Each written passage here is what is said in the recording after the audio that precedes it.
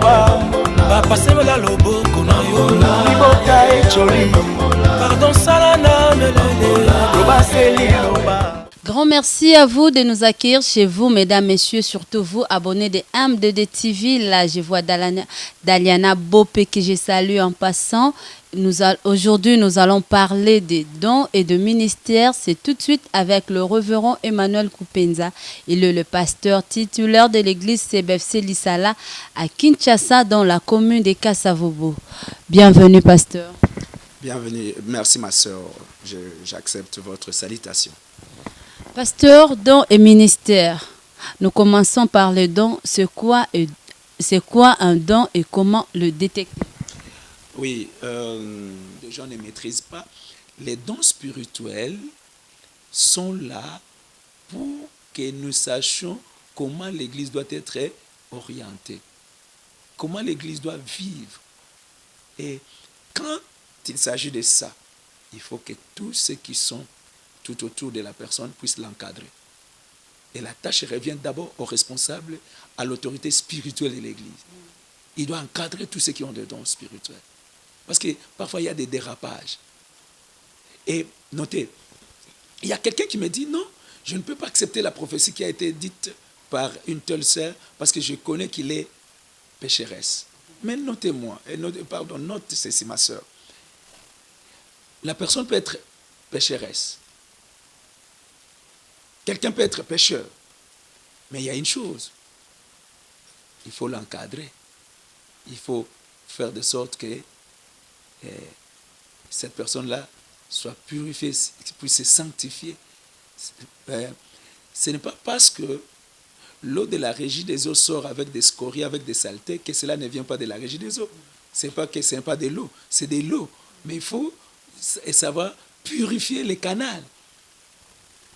Pasteur, s'il vous plaît, une personne sorcière, reconnue telle qu'elle, mais dons de prophétie, est-ce que c'est toujours l'Esprit de Dieu qui parle en lui ou c'est seulement lui? Donc, comme on dit, le diable aussi sait, il parle aussi. Nous avons les devins, les féticheurs qui prédisent aussi l'avenir.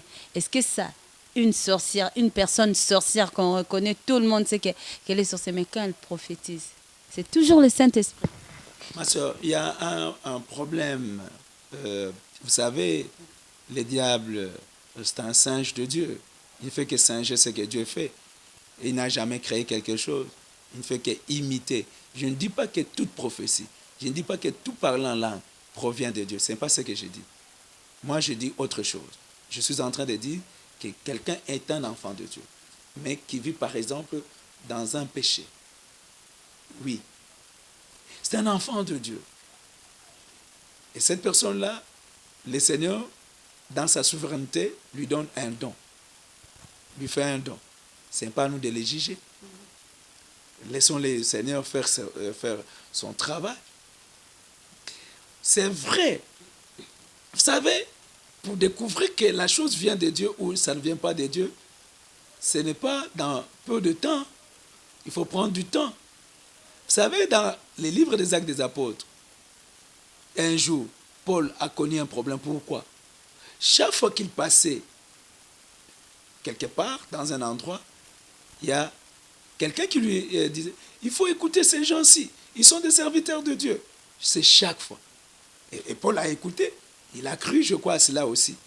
Mais il a trouvé que ça devenait agaçant. Et il dit, non, ça, ce n'est pas l'esprit de Dieu. Il a blâmé l'esprit, et c'était l'esprit de Python qui prophétisait. Ça ne vient pas de Dieu. Ça ne vient pas de Dieu. Comme ça ne vient pas de Dieu, si quelqu'un est sorcière, et le cas est avéré, que la personne est vraiment sorcière, il doit passer par la délivrance. La personne doit confesser. Et nous ne devons pas croire que ce qu'il dit vient de Dieu. Dieu a ses enfants. Comme je l'avais dit, le diable ne fait que singer Dieu. Révérend, est-ce qu'on est avec les dons ou c'est quelque chose qu'on acquiert au fur et à mesure qu'on évolue avec Dieu? C'est ça la différence des dons. Quand nous parlons par exemple des talents, les talents, ce sont des capacités naturelles. Ce sont des capacités avec lesquelles on est. Les talents sont innés. je peux prendre l'exemple de beaucoup de gens qui ont le don de chanter. Carlito a chanté dans OK Jazz. Et aujourd'hui, il chante pour le Seigneur.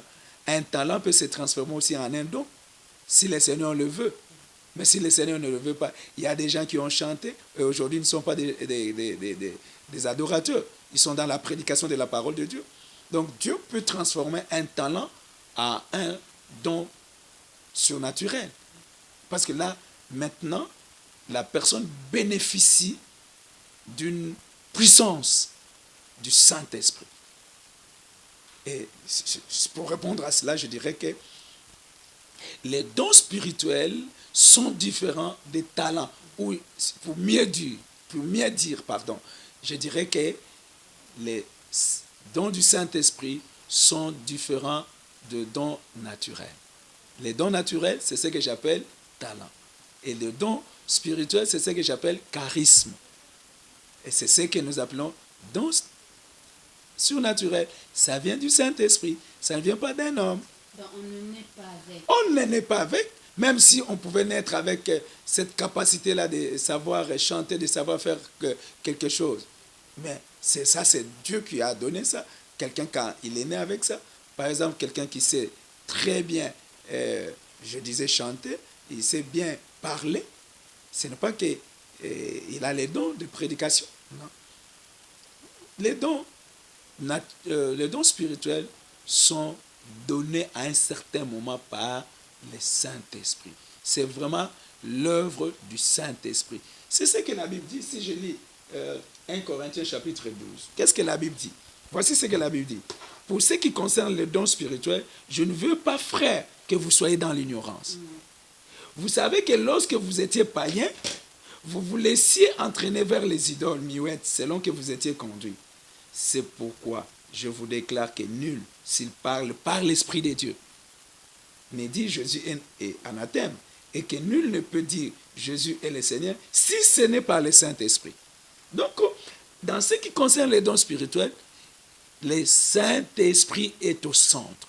Sans le Saint-Esprit, nous ne pouvons pas parler des dons spirituels. Les talents sont innés, mais les dons spirituels sont faits ou sont donnés par le Saint-Esprit.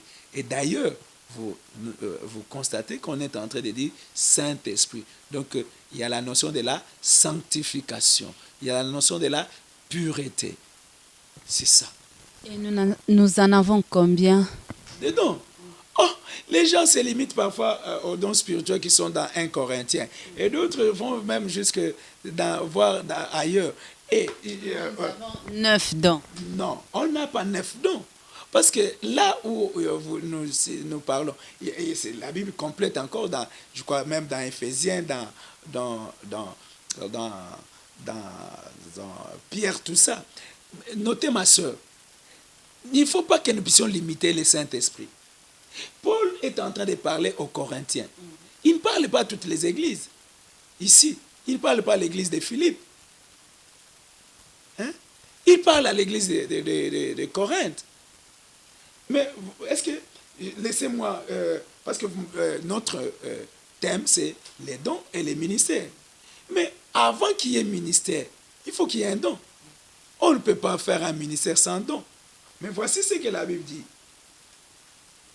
Il y a un seul corps et un seul esprit, comme vous avez été appelés à une seule espérance par votre vocation. Il y a un seul Seigneur, une seule foi, un seul baptême, un seul Dieu et Père de tous, qui est au-dessus de tous, et parmi tous, et en tous. Mais à chacun de nous, la grâce a été donnée selon la mesure du don de Christ. Suivez? C'est pourquoi il est dit, étant monté en haut, il a amené des captifs et il a fait des dons aux hommes. Or, que signifie il est monté sinon il est descendu?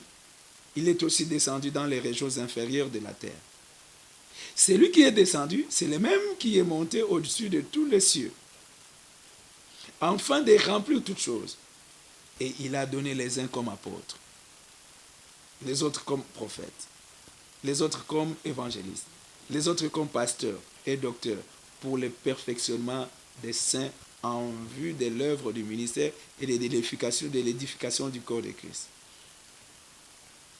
Mais quand vous parlez des 9 dons, les ministères en soi, qui devient un travail, pas un métier, mais qui devient une tâche régulière. On reconnaît que cette personne-là, voilà son ministère, parce qu'il est à temps plein. Et le Seigneur l'utilise pour cela. Mais avant que cela devienne un ministère, c'est d'abord un don.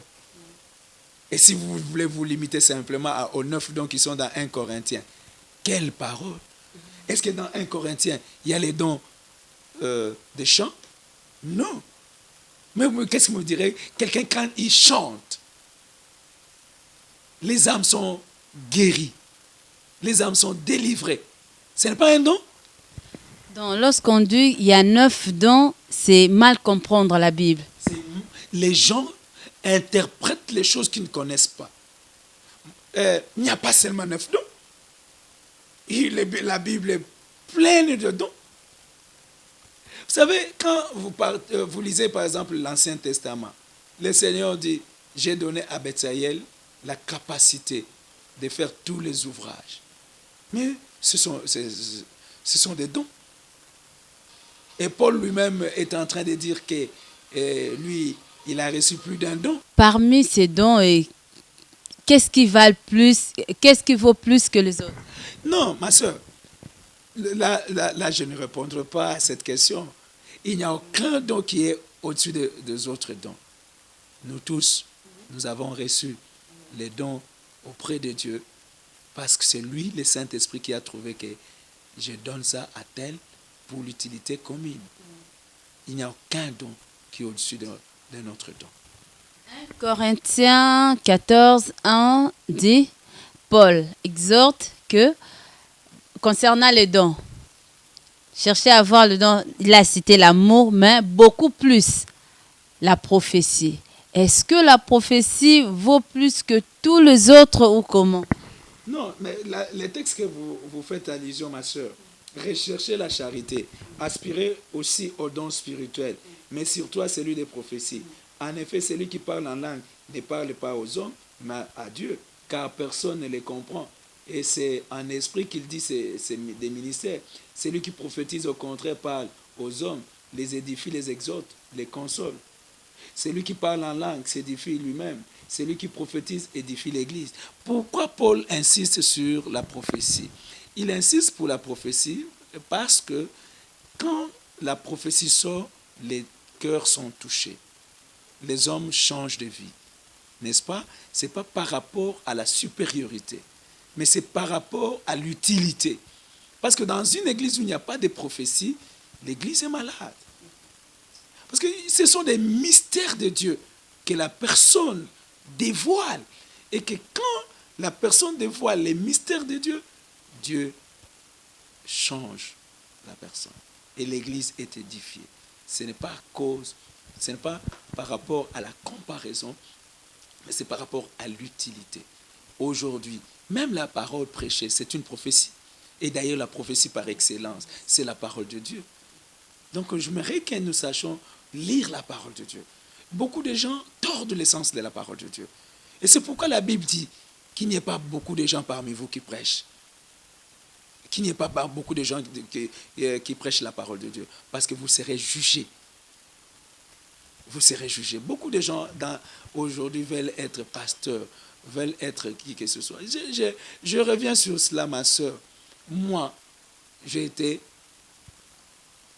chrétien, moniteur à l'école du dimanche, j'étais à la Ligue pour la lecture de la Bible, j'ai été au campus pour Christ. Ce n'est pas pour autant que je me suis déclaré pasteur. Tout le monde ne peut pas se déclarer médecin parce qu'il a mis de l'alcool sur une plaie. Mais il faut passer par la formation. Ces choses. Oui, être appelé et comprendre que le Saint-Esprit vous révèle les choses que vous allez dire à l'église. C'est pourquoi vous voyez aujourd'hui, beaucoup d'églises sont là, mais il n'y a pas un message particulier. Et les gens ne viennent pas. C'est la routine, c'est la formalité. Non, il faut la prophétie. Je ne dis pas simplement la prophétie, que quelqu'un entre en transe, Je ne dis pas que c'est mauvais. Oui, Dieu utilise chacun comme il veut. Touchons maintenant le ministère, pasteur. Qu'est-ce qu'on peut appréhender par le ministère? Mais j'ai lu le livre de Éphésiens ici, l'Éphésiens 4, qui nous cite quelques ministères. Ministère d'évangéliste, ministère de docteur, ministère de pasteur, ministère, toutes ces sortes, tous ces ministères. Quand on parle des ministères, ma soeur, il ne s'agit pas d'un don. Ministère des prophètes. Voilà, ce n'est pas tout le monde qui donne une prophétie qui devient prophète. Il faut que, pour que nous puissions parler du ministère, il faut que cela devienne ta tâche principale et le Seigneur te reconnaît dans cela. Ce n'est pas parce que tu sais prêcher, tu sais exhorter que tu deviens pasteur. Mais être pasteur, il y a beaucoup de choses à l'intérieur. Donc, je voudrais dire, quand nous parlons de ministère, nous voyons les dons, mais un don, ou bien des dons que le Seigneur fait de sorte que cela devienne consistant. Et la personne reste dans cela toute sa vie. C'est là on parle de ministère. L'homme de Dieu, quelle est la place appropriée ou le lieu où peuvent fonctionner le ministère? Mais j'avais déjà commencé à le dire. Les ministères fonctionnent mieux dans l'Église, pas en dehors de l'Église. Même les dons spirituels, c'est au sein de l'Église. Pourquoi je l'ai dit? Il y a ceux qui ont reçu des dons et il va dire, moi aussi j'ai quelque chose de Dieu. Non. D'ailleurs, je vais parler en passant. Quand vous avez un don, quand vous avez un ministère, acceptez que vous soyez sous le contrôle de l'Église. C'est une protection. Parce que si vous vous égarez, l'Église peut vous ramener. Mais quand vous allez vous-même chercher à faire n'importe quoi, vous risquez de connaître des dégâts.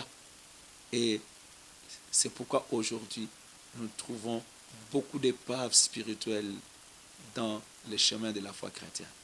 Il y a beaucoup d'épaves.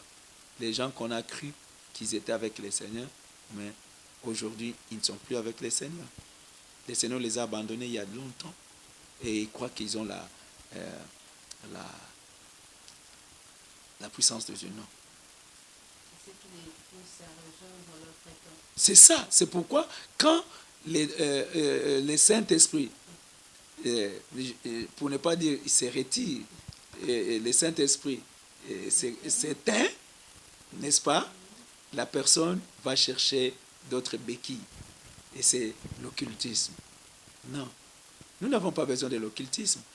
Si j'ai un conseil à donner à tous ceux-là qui ont connu de tels problèmes, qu'ils confessent, qu'ils se répandent. Et les dons ou le ministère reviendra. Parce que la Bible me dit ceci. Notre Dieu ne se répand pas de ses dons ni de son appel. Il ne se répand pas. Si nous nous répandons, le Seigneur va faire de ça. Le Seigneur a besoin de ses enfants. Et d'ailleurs, c'est pourquoi je dois dire à tous les enfants de Dieu qui, une fois, ils ont goûté aux choses de Dieu et qui sont perdus dans certaines choses, qu'ils reviennent. Maintenant, l'apôtre Paul dit, il n'y a plus de miracles à faire pour eux. Ils ont goûté à la bonne nouvelle, puis ils se sont encore détournés de la parole de Dieu. Il n'y a plus de miracles, on ne peut plus prier pour eux. Non, mais c'est quand quelqu'un commet ses péchés contre le Saint-Esprit. Mais quel est le péché contre le Saint-Esprit? C'est s'endurcir et ne pas accepter à se repentir. C'est ça. Quand quelqu'un se repent, Dieu écoute toujours. Et Dieu revient sur ce qu'il a fait. La Bible dit que nous sommes fondés sur les enseignements de prophètes et des apôtres et de prophètes Jésus-Christ, qui est la pierre angulaire. Est-ce que ces prophètes, ces apôtres-là, sont les mêmes apôtres, comment dirais-je, ces apôtres-là sont ceux que la Bible a cités, exemple de Élie, Moïse, les 12 que Christ avait laissés, ou soit ce sont nos apôtres d'aujourd'hui et des prophètes d'aujourd'hui? Non, ma soeur, vous savez pourquoi on a scellé la parole de Dieu? La parole de Dieu est scellée. Et nous autres, nous disons que la Bible a 66 livres, n'est-ce pas? Et il y a eu canonisation, canon de la Bible. Donc, fini, personne ne peut ajouter quelque chose ou retrancher. C'est là les problèmes. Quand on dit que nous sommes fondés sur les ministères de Jésus, des prophètes, des apôtres, c'est par rapport à cette parole. Et personne ne peut ajouter quelque chose et personne ne peut retrancher. Nous tous, nous fonctionnons sur base de ce que les apôtres ont dit, parce qu'ils étaient les premiers témoins proches de Jésus-Christ. Vous savez qu'au fur et à mesure que vous vous éloignez de la personne qui a donné, par exemple, un message, les messages se déforment. Nous pouvons prendre les 10 personnes ici, nous les mettons en ligne. Une file indienne. Et j'ai dit quelque chose. Et quand la parole va arriver à la 10e personne, vous demandez qu'est-ce que j'avais dit au départ. Ça ne sera pas le même message. C'est pourquoi la Bible est là. Pour que nous puissions garder la foi par rapport à cette parole. Aux prophètes ici. Ce sont les Ésaïe, Daniel, n'est-ce pas? Joël, Amos, la loi avec Moïse, n'est-ce pas? Les apôtres avec les évangiles, les épîtres, Apocalypse. Ce sont ces messages. Parce qu'aujourd'hui, on voit d'autres serviteurs qui disent, attention, ils se servent de ces passages-là pour dire, moi, je suis le prophète. Je ne suis pas n'importe qui, je ne suis pas pasteur, je ne suis pas évangéliste, je suis prophète. Et l'autre vient dire, moi je suis apôtre. Donc nous avons une suprématie par rapport aux autres. C'est pour cela que je posais cette question. Oui, ma soeur, qui fait tous ces dons? Qui fait tous ces ministères? C'est Dieu. Je crois que c'est lui qui connaît qui est apôtre, qui est prophète.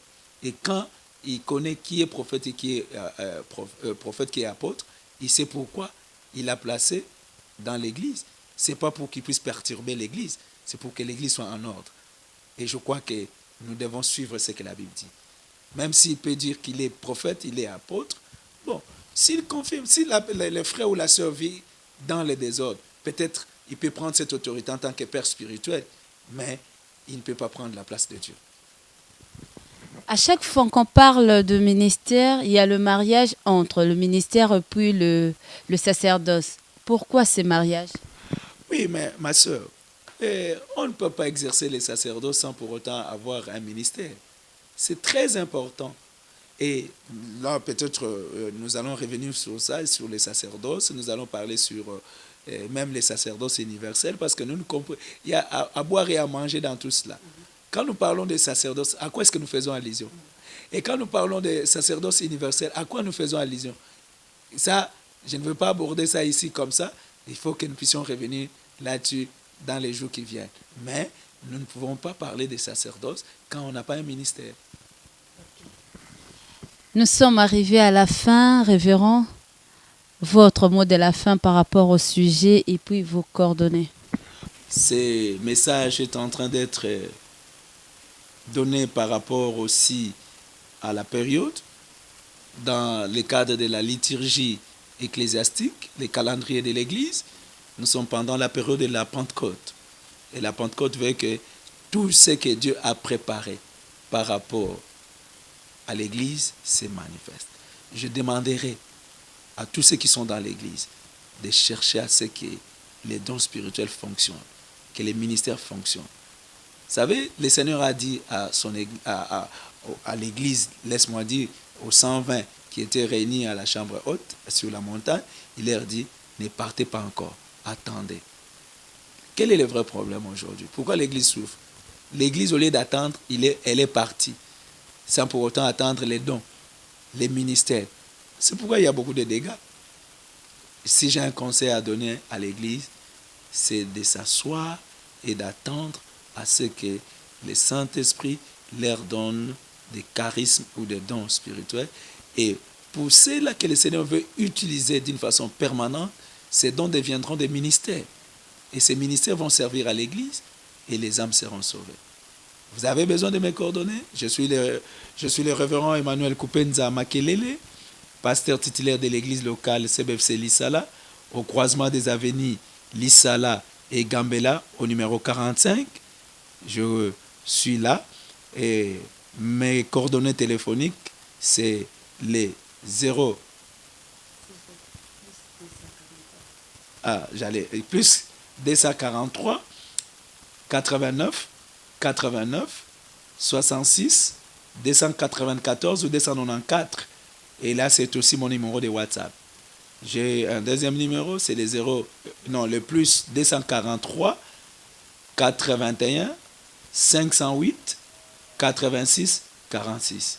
Mon email, c'est Kupenza Emmanuel en un mot @gmail.com. Téléphone plus 243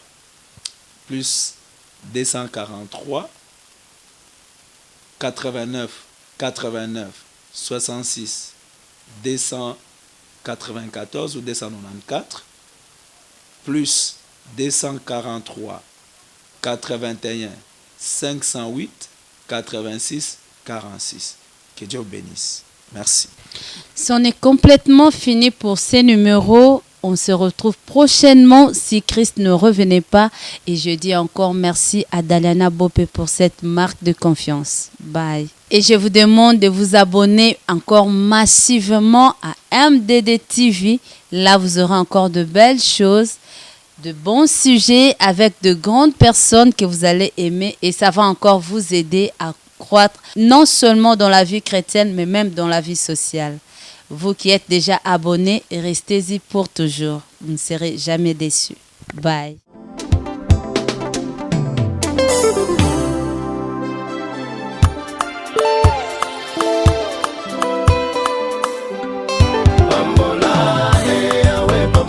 Papa Salana Nelele Rabie Papa Papa Semela Loboko na yo Liboka Echoli Pardon Salana Nelele Loba Seli Loba Kombo Kochula Mapamba Shilo Kitande Yosala Loa Kutu Somba Neba Semela Loboko Papa Salana Papa Salana